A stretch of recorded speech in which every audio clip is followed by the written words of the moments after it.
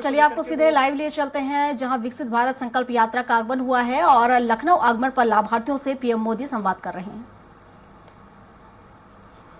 उसके बाद 2023 में एक टॉपअप योजना आई जिसका मैंने दोबारा से लाभ उठाया, जिसमें मुझे 50 लाख का टॉपअप लोन मिला।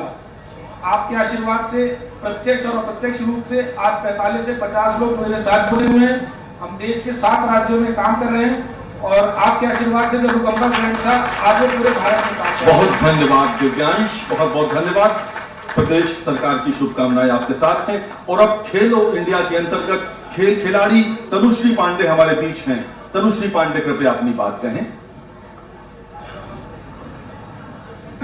श्री योगी आदित्यनाथ जी और स्टेज पर उपस्थित सभी गणमान्य अतिथियों का मेरा सादर प्रणाम। मेरा नाम तनुश्री पांडे है और मैं टेनिस की खिलाड़ी हूँ और ये हमारे देश और प्रदेश का सौभाग्य है कि हमें आपकी सरकार आई। और मैं ये भी बताना चाहूँगी कि हमें सरकार की तरफ से फाइनेंशियल हेल्प भी मिली जिसमें मुझे 7 लाख रुपए की राशि प्राप्त हुई। और मैं कमिश्नर मैम का भी आभार व्यक्त करती हूँ कि स्मार्ट सिटी के द्वारा हमारे केडी सिंह बाबू स्टेडियम का नया निर्माण भी हो रहा है। धन्यवाद। और मैं ये आशा करती हूँ और मुझे उम्मीद है कि 2024 में वापस से आपकी सरकार। बहुत धन्यवाद तनुश्री, बहुत बहुत धन्यवाद। और आयुष्मान योजना के अंतर्गत श्रीमती विमला गुप्ता अपनी बात संक्षेप में कहें। श्रीमती विमला गुप्ता। जी धन्यवाद। मेरा नाम विमला गुप्ता है, मैं लखनऊ की रहने वाली हूँ। पहले तो माननीय प्रधानमंत्री और मुख्यमंत्री जी को मैं धन्यवाद देना चाहती हूँ कि आज मैं अगर आयुष्मान कार्ड में होता तो शायद मैं जिंदा नहीं होती, क्योंकि मैं इतना बीमार हुई, मुझे टाइफाइड फीवर हुआ और लीवर इंफेक्शन हुआ। आर्थिक परेशानी की वजह से मैं अपना इलाज नहीं करा पा रही थी, लेकिन मेरा आयुष्मान कार्ड निःशुल्क बना, मेरे परिवार का बना। उस आयुष्मान कार्ड के द्वारा मेरा केके हॉस्पिटल में निःशुल्क इलाज हुआ और इलाज न होता तो मैं बच नहीं पाती। मुझसे 1 भी रुपया नहीं लिया गया, इसके लिए बहुत बहुत धन्यवाद। और ये मेरा सौभाग्य है, हम लोग का सौभाग्य है कि ऐसी सरकार आई है। 2013 और 12 में मैंने ऐसे लोग को मरते हुए देखा कि ब्लड सैंपल लेके जेबी में बहुत धन्यवाद। आईसीयू में बच्चा पड़ा था, महीनों से वो इसका इलाज चल रहा था, पैसे खत्म हो गए थे, ब्लड सैंपल ऐसे लिए हुए भीख मांग रहा था, लेकिन वो कहे मेरे बच्चा का इलाज कराने लायक नहीं है पैसे। और आज ऐसी सरकार है कि हम लोग को आयुष्मान से इतना जोरदार तालियों के साथ विमला गुप्ता की इस भावनात्मक बातों से हम सब बहुत प्रभावित हैं। पिछले 7 वर्षों में उत्तर प्रदेश में एलपीजी कनेक्शन की संख्या दूनी हो गई है। यहाँ 55 लाख लोगों को सरकारी योजना के तहत रहने को मकान मिल चुके हैं।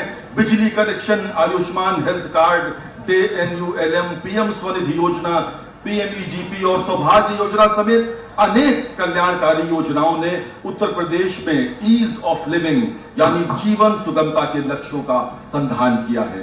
प्रदेश की दशा और दिशा बदलने वाले उत्तर प्रदेश के लोकप्रिय मुख्यमंत्री महोदय को अब मैं उनके आशीर्वचन के लिए आमंत्रित करता हूं। आदरणीय श्री योगी आदित्यनाथ जी।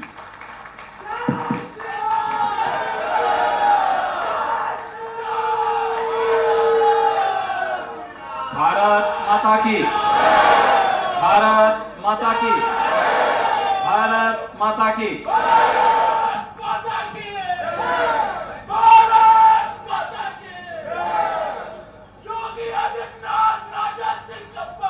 विकसित भारत संकल्प यात्रा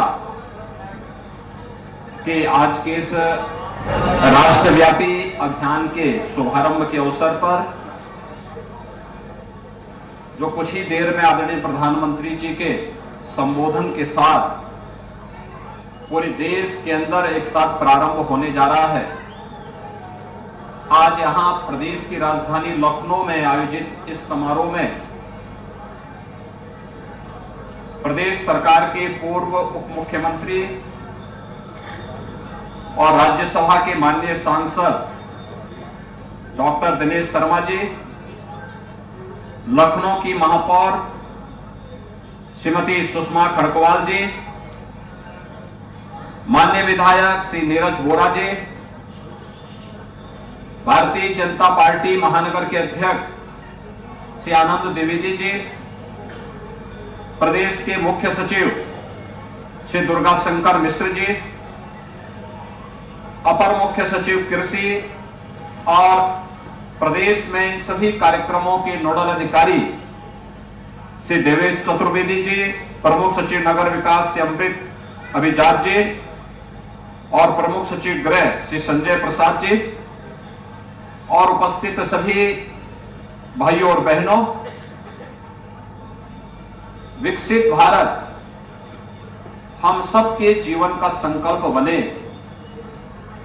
इस उद्देश्य से प्रधानमंत्री मोदी जी ने पिछले 9 साढ़े 9 वर्ष के अंदर देश के अंदर जो एक माहौल बनाया है, उससे जुड़ी हुई केंद्र और राज्य सरकार से जुड़ी हुई सभी योजनाएं उनमें सहायक बनी और बनने के साथ आज उनका एक भव्य स्वरूप हम सबको देखने को मिल रहा है। उस भव्य स्वरूप का दर्शन देश कर सके और उनके मन में भी इस बात का एहसास हो सके कि हां, आने वाले 25 वर्ष की कार्य योजना भारत को एक विकसित भारत के रूप में स्थापित करने की संकल्पना है और हम सब का भी उसमें योगदान होना है। इसी उद्देश्य से विकसित भारत संकल्प यात्रा कार्यक्रम का शुभारंभ 15 नवंबर को जनजातीय गौरव दिवस के अवसर पर प्रारंभ हुआ था और आज पूरे देश के अंदर प्रधानमंत्री जी स्वयं इससे जुड़े हुए कार्यक्रमों के साथ संवाद बनाने वाले हैं और उनका मार्गदर्शन प्राप्त होगा। इस अवसर पर उपस्थित आप सभी लाभार्थियों का और उपस्थित बंधुओं का, बहनों का मैं हृदय से अभिनंदन करता हूं, स्वागत करता हूं। हम सब जानते हैं हमारे यहां कोई भी अनुष्ठान होता है तो अनुष्ठान की शुरुआत ही स्वच्छता के बाद संकल्प के साथ होती है। एक संकल्प होता है, क्या हमारा संकल्प है, क्या हम किस कामना के साथ पूजा करते हैं, किस कामना के साथ हम कार्य करना चाहते हैं, वह एक संकल्प है। व्यक्तिगत जीवन के संकल्प के साथ राष्ट्रीय जीवन का भी हमारा संकल्प बनना चाहिए और वह संकल्प होना चाहिए हमारा देश विकसित भारत बने। विकसित भारत का मतलब जिसमें हर व्यक्ति के जीवन में खुशहाली आ सके, उसकी आय को कई गुना बढ़ाया जा सके, कहीं भी दुख और किसी भी प्रकार के अभाव की स्थिति न होने पाए, लोगों के जीवन में कहीं भी कोई समस्या न खड़ी होने पाए। और इसके लिए आपने देखा होगा किस तरीके से कार्यक्रम हुआ। भाइयों बहनों, यह देश कहने के लिए तो 1947 में आजाद हुआ, लेकिन 1947 के बाद भी तो देश के अंदर सरकारें थी और ये सरकारें लगातार काम किए होंगे, देश का पैसा भी खर्च किए होंगे, देश के बारे में सोची भी होंगी, लेकिन दुनिया में भारत की छवि कैसे बन गई थी, भारत के बारे में लोगों की धारणा क्या थी 2014 के पहले और 2014 के बाद। आज हम देख सकते हैं